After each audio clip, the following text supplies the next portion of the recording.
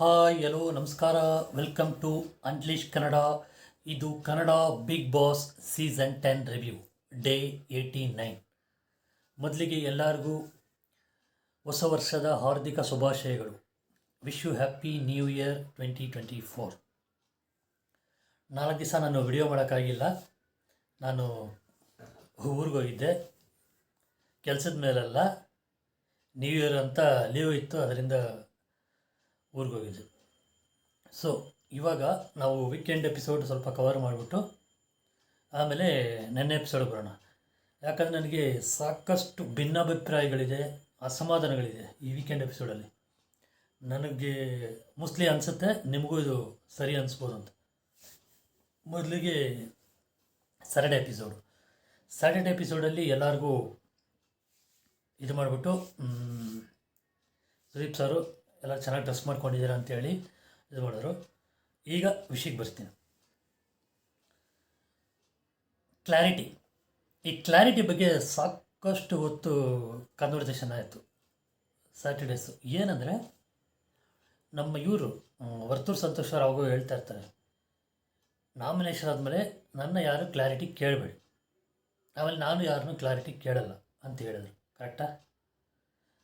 ಇದನ್ನು ಸುದೀಪ್ ಸರ್ ತೊಗೊಂಡು ಮಾತಾಡೋರು. ಕ್ಲಾರಿಟಿ ಅಂದರೆ ಏನು ಅಂತ. ಕ್ಲಾರಿಟಿ ಅಂದರೆ ನಾವು ಹೇಳೋದ್ರಲ್ಲಿ ಇದಿರಬೇಕು, ನಾನು ಹೇಳ್ತಾ ಇದ್ದೀವಿ ಅಂದ್ಬಿಟ್ಟು ಎಲ್ಲರಿಗೂ ರೀಸನ್ ಸರಿ ಅನಿಸ್ಬೇಕು ಅಂತ.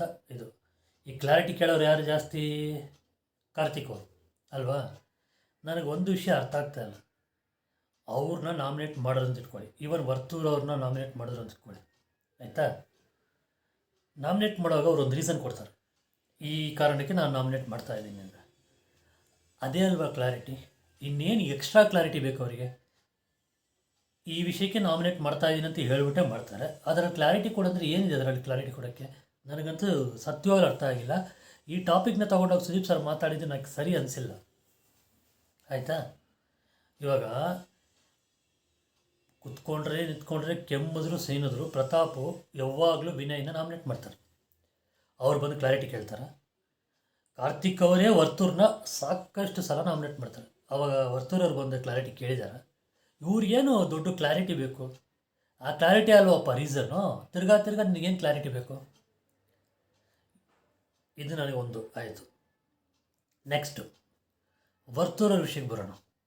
ಏನಂದರೆ ಇವಾಗ ಅವ್ರಿಗೆ ವರ್ತೂರವರು ಯಾವಾಗಲೂ ಹೇಳ್ತಾರೆ, ಇಲ್ಲಿ ನನಗೇನು ನೆಸಿಟಿ ಇಲ್ಲ, ಜನರು ನೋಡೋರಿಗೆ ನಾನು ಚೆನ್ನಾಗಿ ಆಡಿದ್ರೆ ಇರ್ತೀನಿ, ವೋಟ್ ಮಾಡ್ತಾ ಇರ್ತೀನಿ, ಇಲ್ಲ ನಾನು ಚೆನ್ನಾಗಿ ಆಡಿಲ್ಲ ಅನ್ಸಲ್ಲ ಅವ್ರು ತೆಗೆದು ಬಿಸಾಕ್ತಾರೆ ಅಂತ. ಇದನ್ನೇ ಹೇಳಿದ್ದು ಏನು ತಪ್ಪಿದೆ? ಸುದೀಪ್ ಸರ್ ಹೇಳ್ತಾರಲ್ವಾ, ಇಷ್ಟು ಜನ ನಿಮಗೆ ವೋಟ್ ಮಾಡಿದ್ದಾರೆ, ಅವ್ರ ವೋಟ್ನ ಅಷ್ಟು ಈಸಿಯಾಗಿ ತೊಗೋಬೇಡಿ ಅಂತ. ಅದು ಈಸಿಯಾಗಿ ತಗೊಳ್ಳೋದು ವಿಷಯನೇ ಅಲ್ಲ. ಯಾಕಂದರೆ ಅವ್ರು ಹೇಳಿದ್ರೇ ಅಲ್ಲಿ ಇದೆ ನಿಮಗೆ. ಏನಂದರೆ, ನಾನು ಸರಿಗೆ ಆಡಿಲ್ಲಪ್ಪ, ನಾನು ಬಿಗ್ ಬಾಸ್ಗೆ ಲಾಯ್ಕಿಲ್ಲ ಅಂದರೆ ಜನರು ವೋಟಲ್ಲಿ ಲೋ ವೋಟ್ ಮಾಡಿ ನಾನು ಹೊರಗೆ ಹಾಕ್ತಾರೆ. ಇಲ್ಲ ಇವನು ಪರವಾಗಿಲ್ಲ ಇರಲಿ ಅಂತ ಹೇಳಿದ್ರೆ ಇದರ ಅಸಮಾಧಾನ ಪಡೋದು ಏನಿದೆ? ಅವ್ರ ಜನಕ್ಕೆ ಅವ್ರು ಸ್ಯಾಟಿಸ್ಫೈ ಮಾಡಿಲ್ಲ ಅಂದರೆ ಪಕ್ಕ ಹೊರಗೆ ಹಾಕ್ತಾರೆ. ಸ್ಟೇಜಲ್ಲಿ ಫಸ್ಟು ಬಿಗ್ ಬಾಸ್ ಎಂಟ್ರಿ ಆಗುವಾಗ ಎಲ್ಲರೂ ಒಂದೇ ಡೈಲಾಗ್ ಹೊಡೆಯೋದು, ಏನು ಹೇಳಿ? ಒಳಗೆ ಹೋಗ್ಬಿಟ್ಟು ನಾನಾಗಿರ್ತೀನಿ ಅಂತ ಹೇಳ್ತಾರೆ. ಆದರೆ ಸಾಕಷ್ಟು ಜನ ಅವ್ರವ್ರಾಗಿ ಇರಲ್ಲ, ಕ್ಯಾಮ್ರಾ ಕಾನ್ಷಿಯಸ್ ಇರುತ್ತೆ, ಎಲ್ಲ ಹೇಳ್ತಾರೆ. ನಾನಾಗಿರ್ತೀನಿ ಅನ್ನೋ ಒಂದೇ ಒಂದು ಟ್ಯಾಗ್ ಲೈನ್ ಇದೆಯಲ್ಲ ಎಲ್ಲರೂ ಹೇಳೋದು. ವರ್ತೂರು ಅವರಾಗಿದ್ದಾರೆ. ಅದೇ ತಾನೇ ಬಿಗ್ ಬಾಸು. ಇದಕ್ಕೋಸ್ಕರ ಆ್ಯಕ್ಟಿಂಗ್ ಮಾಡಿಕೊಂಡು ಹಂಗೆ ಮಾಡಿಕೊಂಡು ಇರ್ತಾರಲ್ಲ, ಅದಲ್ವಲ್ಲ. ಎಲ್ಲರೂ ಆ್ಯಕ್ಟಿಂಗ್ ಮಾಡ್ಕೊಂಡಿದ್ದಾರೆ. ವರ್ತೂರವ್ರು ಏನಾಗಿರೋ ತಪ್ಪೇನಿದೆ? ನಾನಾಗಿರ್ತಾನೆ ಅಂತ ಹೇಳ್ಬಿಟ್ಟು ಬಂದವ್ರು ಇರಲ್ವಲ್ಲ, ಇವ್ರು ಇದ್ದಾರಲ್ಲ. ಇದರಲ್ಲ ಒಂದು ಅಸಮಾಧಾನ ಏನಿದೆ ಗೊತ್ತಿಲ್ಲಪ್ಪ ನನಗೆ. ಅವ್ರು ಹೇಳಿದ್ದೇನು ತಪ್ಪಿಲ್ಲ ನನಗೆ. ನಿಮಗೇನು ಅನಿಸುತ್ತೋ ದಯವಿಟ್ಟು ಕಮೆಂಟ್ ಮಾಡಿ. ಆಮೇಲೆ ಸಂಡೇ ಎಪಿಸೋಡಲ್ಲಿ ಇವರು ಹೊರಗೆ ಹೋದರು, ಯಾರು? ಸಿರಿ ಮೇಡಮ್ ಅವರು ಇಷ್ಟು ದಿವಸ ಆದಮೇಲೆ ಹೊರಗೆ ಹೋದರು.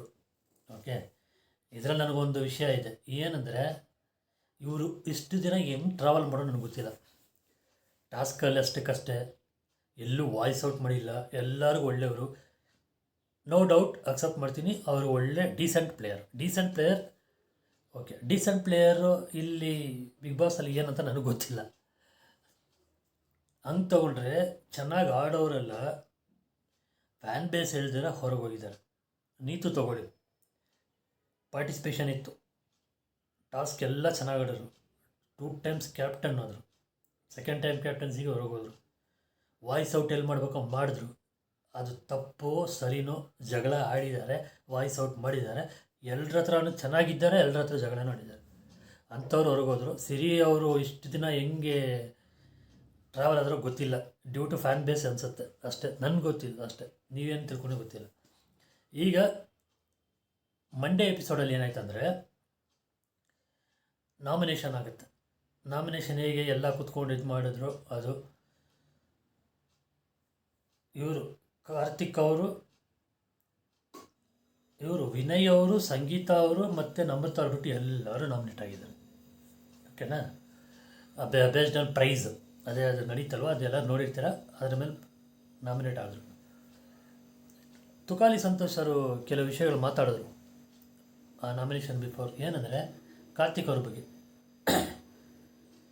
ಅವನು ಹಂಗಂಗೆ ಚೇಂಜ್ ಆಗ್ತಾ ಇರ್ತಾನೆ. ಮೊದಲು ಸಂಗೀತ ಜೊತೆ ಇದ್ದ, ಆಮೇಲೆ ತನಿಷಾ ಜೊತೆ ಇದ್ದ, ಆಮೇಲೆ ನಮ್ರತಾ ಜೊತೆ ಇದ್ದ. ಅವ್ರು ಹೇಳ್ತಾ ಇದ್ರು ಕಾರ್ತಿಕ್ನ ತೋರಿಸ್ತಾ ಇದ್ರು, ಅದು ಚೆನ್ನಾಗಿತ್ತು. ಬಟ್ ಅದು ನಿಜನೂ ಹೌದು, ಒಬ್ಬರಾದ್ರೂ ಒಬ್ರು ಬೇಕೇ ಬೇಕು ಅವರಿಗೆ. ಹಾಗೆ ಇಷ್ಟಾಯಿತು. ಈ 3 ಜನ ಬಿಟ್ಟು ಉಳಿದವ್ರು ಎಲ್ಲ ನಾಮಿನೇಟ್ ಆಗಿದ್ದಾರೆ. ನೆಕ್ಸ್ಟು ನಿನ್ನೆ ಎಪಿಸೋಡಿಗೆ ಬರೋಣ. ನಿನ್ನೆ ಬಂದ್ಬಿಟ್ಟು 31st ತೋರಿಸೋದು. 31st ತೋರಿಸ್ಬಿಟ್ಟು ಎಲ್ಲರಿಗೂ ವಿಶ್ ಮಾಡಿ ಇವರು ಬಿಗ್ ಬಾಸ್ ಅವರು ಹೊಸ ವರ್ಷ ಶುಭಾಶಯಗಳೆಲ್ಲ ಹೇಳ್ಬಿಟ್ಟು, ಆಮೇಲೆ ಇದರಲ್ಲಿ 6 ಜನಕ್ಕೆ ಚೂಸ್ ಮಾಡಿ ನಾನು ಪಾರ್ಟಿ ಕೊಡ್ತೀನಿ ಅಂತ ಹೇಳಿದ್ರು. 6 ಜನಕ್ಕೆ ಮಾತ್ರ. ಅವರು ನಮ್ರತ ಅವ್ರನ್ನ ಬಿಟ್ಟರು, ಮೈಕಲ್ ಅವ್ರನ್ನ ಬಿಟ್ಟು, ವರ್ತೂರ್ ಅವ್ರನ್ನ ಬಿಟ್ಟು ಎಲ್ಲರನ್ನೂ ಇದು ಪಾರ್ಟಿಗೆ ಇದು ಮಾಡ್ರು. ಯಾರು? ತನಿಷಾ ಅವರು. ಪ್ರಾಬ್ಲಮ್ ಎಲ್ಲಿದೆ ಗೊತ್ತಾ? ಇದು ಹೊಸ ವರ್ಷಕ್ಕೆ ಎಲ್ಲರಿಗೂ ಒಳ್ಳೇದಾಗಲಿ ಅಂತ ಬಿಗ್ ಬಾಸ್ ಅವ್ರು ಅನೌನ್ಸ್ ಮಾಡಿದ್ಮೇಲೆ ಎಲ್ಲರಿಗೂ ತಾನೇ ಪಾರ್ಟಿ ಕೊಡಬೇಕು, ಎಲ್ಲರಿಗೂ ನ್ಯೂ ಇಯರ್ ಪಾರ್ಟಿ. ಅದರಲ್ಲಿ ಹ್ಯಾಪಿನೆಸ್ ಎಲ್ಲಿ ಕೊಡ್ತಾ ಇದ್ದಾರೆ ಆ 3 ಜನಕ್ಕೆ? ಇದರಲ್ಲಿ ಏನು ಟಾಸ್ಕ್ ಬೇಕಾಗಿತ್ತು ನನಗೆ ಅರ್ಥ ಆಗಿ. ಎಲ್ಲರಿಗೂ ಅಲ್ಲಿ ಪಾರ್ಟಿ ಇರಬೇಕನ್ಸುತ್ತೆ, ಡ್ಯಾನ್ಸ್ ಆಡಬೇಕನ್ಸುತ್ತೆ, ಮೋಜು ಮಸ್ತಿ ಮಾಡ್ಬೇಕನ್ಸುತ್ತೆ. ಅವ್ರು ಹೊರಗಡೆ ಇದ್ದರೆ ಹೆಂಗೆ ಮಾಡಬೇಕು ಅವ್ರು ಮಾಡ್ತಾಯಿದ್ರು. ಅದೆಲ್ಲರಿಗೂ ಕೊಡ್ಬೋದಿತ್ತು. ನ್ಯೂ ಇಯರ್ ಅನ್ನೋದು ಒಂದು ಸ್ಪೆಷಲ್ ಅಕೇಶನ್. ಆ ಸ್ಪೆಷಲ್ ಅಕೇಶನ್ಗೆ ಎಲ್ಲರಿಗೂ ತಾನೇ ಪಾರ್ಟಿ ಕೊಡಬೇಕು. ಇದು ತಪ್ಪು. ನನಗೆ ಇದು ಟಾಸ್ಕ್ ಅಂತ ಕನ್ಸಿಡರ್ ಮಾಡೋಂಗೇ ಇಲ್ಲ. 6 ಜನ ಬೇಕು, ಉಳಿದವ್ರ ಒಳಗೆ ಅದು ಏನು ಲಾಜಿಕ್ಕಪ್ಪ, ಇದು ನನಗೆ ಅರ್ಥನೇ ಆಗ್ತಾಯಿಲ್ಲ. ಮೈಕಲ್ ಹೇಳಿದು ಇದು ಫಸ್ಟ್ ನ್ಯೂ ಇಯರ್ ನನಗೆ ಅಂತ. ಅವ್ರು ಹೇಳಿದ ಮಾತು ತಪ್ಪು. ನನಗೆ ಗೊತ್ತು, ಆ ಥರ ಅನ್ಬಾರ್ದು. ಅವರಿಗೆ ಬೆಸ್ಟ್ ನ್ಯೂ ಇಯರೇ ಇದು. ಯಾಕಂದರೆ ಒಳಗೆ ಬಿಗ್ ಬಾಸ್ ಒಳಗಿದ್ದಾರೆ, ಬೆಸ್ಟ್ ನ್ಯೂ ಇಯರೇ. ಅವರು ಫರ್ದರ್ ಮೂವ್ ಆಗೋಕ್ಕೆ ಇದು ಒಳ್ಳೆ ಪ್ಲ್ಯಾಟ್ಫಾರ್ಮ್. ಬಟ್ ಅವ್ರು ಫಸ್ಟ್ ಅಂತ ಹೇಳಿದ್ದಾರೆ. ಇದಕ್ಕೆ ಮೋಸ್ಟ್ಲಿ ಸುದೀಪ್ ಅವರು ಕ್ಲಾಸ್ ತೊಗೊಳ್ತಾರೆ. ಆಮೇಲೆ ನ್ಯೂ ಇಯರ್ ಪಾರ್ಟಿ ಆದಮೇಲೆ ಒಂದು ಇದು ಸ್ಟಾರ್ಟ್ ಆಗುತ್ತೆ, ಟಾಸ್ಕು. ಆ ಟಾಸ್ಕಲ್ಲಿ ಅದೇ ಅಗೇನ್ 6 ಜನನ ಸೆಲೆಕ್ಟ್ ಮಾಡಬೇಕು. ಒಳಗೋಗಿ ಕನ್ಫೆಷನ್ ರೂಮಲ್ಲಿ ಅವರು ಸೆಲೆಕ್ಷನ್ ಮಾಡ್ತಾಯಿದ್ದಾರೆ. ಇಲ್ಲಿ ಇದರಲ್ಲಿ ಲಿವಿಂಗ್ ಏರಿಯಾದಲ್ಲಿ ಟಿ ವಿಯಲ್ಲಿ ಎಲ್ಲ ನೋಡ್ತಾ ಇದ್ದಾರೆ. ಬಟ್ ನೋಡದೇ ಇರೋ ಥರನೇ ಯಾಕೆ ಮಾಡಿದ್ರು, ಅದು ಸ್ವಲ್ಪ ಚೆನ್ನಾಗಿತ್ತು. ಅವರು ಸೆಲೆಕ್ಟ್ ಮಾಡಿದ್ರು ವಿನಯ್,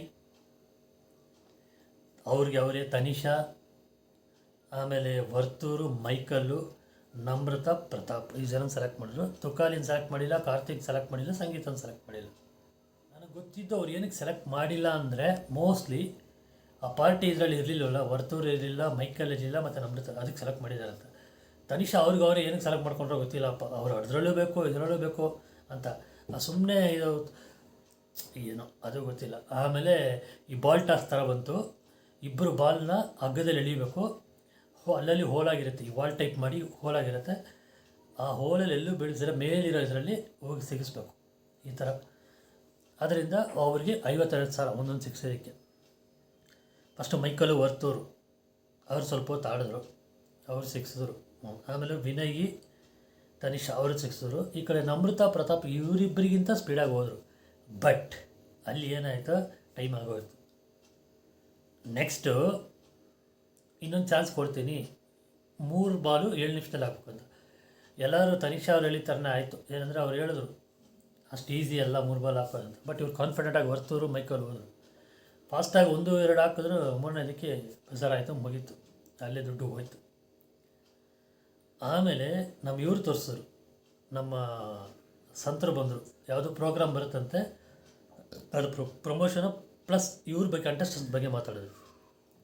ಬಂದರು, ತುಂಬ ಚೆನ್ನಾಗಿ ಕ್ಲಾರಿಟಿ ಇತ್ತು ಅವ್ರ ಮಾತುಗಳಲ್ಲಿ, ಚೆನ್ನಾಗಿತ್ತು. ಪೂಜೆಗಳೆಲ್ಲ ಮಾಡಿದ್ರು, ಅವ್ರ ಕಾಲು ಮುಗಿದ್ರು. ಎಲ್ಲರ ಬಗ್ಗೆ ಕೆಲವು ಒಳ್ಳೆಯ ಅಭಿಪ್ರಾಯಗಳು ಹೇಳಿದ್ರು.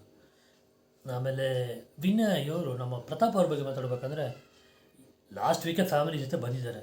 ಅವ್ರಿಗೆ ನಿನ್ನ ಫ್ಯಾಮಿಲಿ ಜೊತೆ ಇದ್ದರೆ ಅದು ಎಸಿಗೆ, ಫ್ಯಾಮಿಲಿ ಬಿಟ್ಟು ಹೊರಗಿದ್ರೆ ಒಳ್ಳೇದಂತ ಹೇಳ್ಬಿಟ್ಟು ಹೋಗಿದ್ದಾರೆ. ಏನಪ್ಪ ಅದು ಪ್ರತಾಪ್ ಅವ್ರು ಏನು ಮಾಡ್ತಾರೋ ಗೊತ್ತಿಲ್ಲ. ಇದಾಗಿ ಎಪಿಸೋಡು ಮುಗೀತು. ನನ್ನ ರಿವ್ಯೂನೂ ಮುಗಿಸ್ತಾ ಇದ್ದೀನಿ. ನಿಮಗೆ ನಾನು ಹೇಳಿದಲ್ಲಿ ಯಾವ್ದಾರ ಭಿನ್ನಾಭಿಪ್ರಾಯಗಳು ಇದ್ದರೆ ದಯವಿಟ್ಟು ಕಮೆಂಟ್ ಮಾಡಿ. ಇಲ್ಲ ನಾನು ಹೇಳೋದಕ್ಕೂ ನೀವು ಹೇಳೋದಕ್ಕೂ ಹೊಂದಾಣಿಕೆ ಇದ್ದರೂ ಕಮೆಂಟ್ ಮಾಡಿ. ಇಷ್ಟು ಹೇಳಿ ನಾನು ರಿವ್ಯೂನ ಮುಗಿಸ್ತಾ ಇದ್ದೀನಿ. ದಯವಿಟ್ಟು ಈ ರಿವ್ಯೂ ಇಷ್ಟ ಆಗಿದ್ದರೆ ಲೈಕ್ ಮಾಡಿ, ಶೇರ್ ಮಾಡಿ, ಮತ್ತು ಯಾರು ಸಬ್ಸ್ಕ್ರೈಬ್ ಮಾಡಿದ್ರು ದಯವಿಟ್ಟು ಸಬ್ಸ್ಕ್ರೈಬ್ ಮಾಡಿ. Thank you guys. Bye all.